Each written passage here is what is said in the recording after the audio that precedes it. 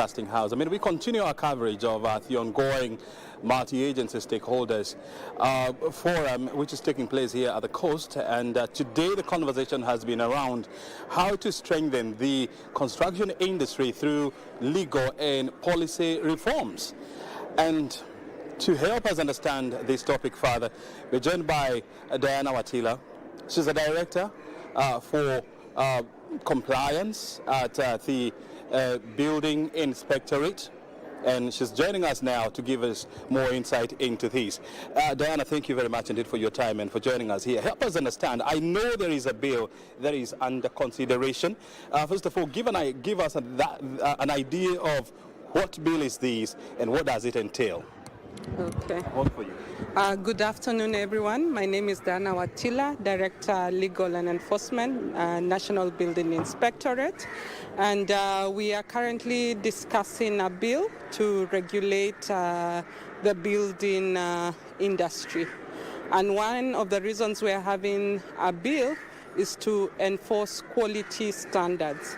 And you have seen and we have discussed that there have been a spate of building collapses as a result of poor workmanship and also people not qualified enough to do the work. Mm-hmm. So we are putting in a bill to ensure that there is oversight over the building industry, coordinating the different actors and ensuring that the proper procedures and the proper standards are upheld and ensuring that buildings are safe. So it will provide for the inspections of buildings, the audits of buildings, and also actions for buildings that do not conform to the standards, including remedial actions such as retrofitting or demolitions. Mm-hmm. So we want to anchor a law to support and to enable the different regulators to coordinate and work together. Mm-hmm. You see, when you look at the construction industry, I mean, there is a plethora of institutions that govern this industry, from the National Construction Authority to the National Building and Research Center, to the proposed National Building Institute, to Engineers Board of Kenya, to Borax. I mean, why do we feel that there is a lacuna in laws and policies that govern this industry? Okay, that's a very interesting question. And we find that a lot of these agencies, and they're relevant because first, they oversee the different professionals. Like architects have their own, EBK has their own, NCA deals with contractors. However, we're finding that there's a gap. During construction phase, it's heavily regulated, but after that, there's a lacuna. What happens to a 50-year-old building or a 20-year-old building? And we were being told that, someone can just decide to build an underground well in their compound and destabilize a building. Mm-hmm. And oftentimes, the only time we'll find out that there's a problem is when there's a collapse and people have died. So we want to put a structure in place to ensure that existing buildings are audited and always checked for their structural integrity. Mm-hmm. You find like the explosion at Miradi as a result of the blast. Mm-hmm. It can have caused faults in buildings that might not be seen by the naked eye. Mm-hmm. So there's a need to test and see, can people still live in these buildings?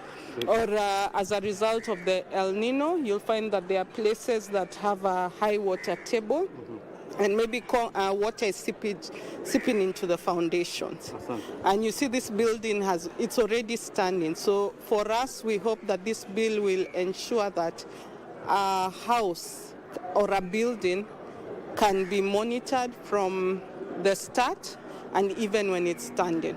So we think it's very relevant, mm-hmm. and it brings together all the good work that different agencies are doing.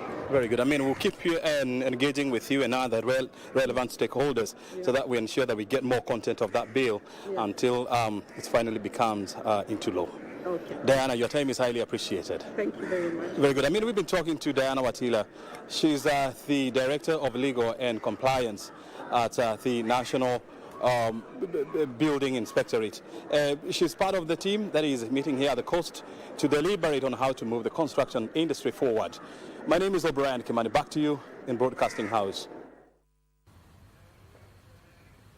Well, thank you so much. That is O'Brien Kimani joining us from Mombasa County, where construction industry players have converged for the Construction Industry in Focus Conference, where Tuesday they are deliberating how to strengthen the construction industry through legal among others. Well, we shall be keeping you updated here on KBC Channel 1. My name is Jackie Wambiru. Sign language interpreter is Brian Muraro. Thank you for keeping us company here on Lunchtime News. That brings us to a break this afternoon. And for more news, check out our website at kbc.co.ke. Enjoy the rest of the afternoon.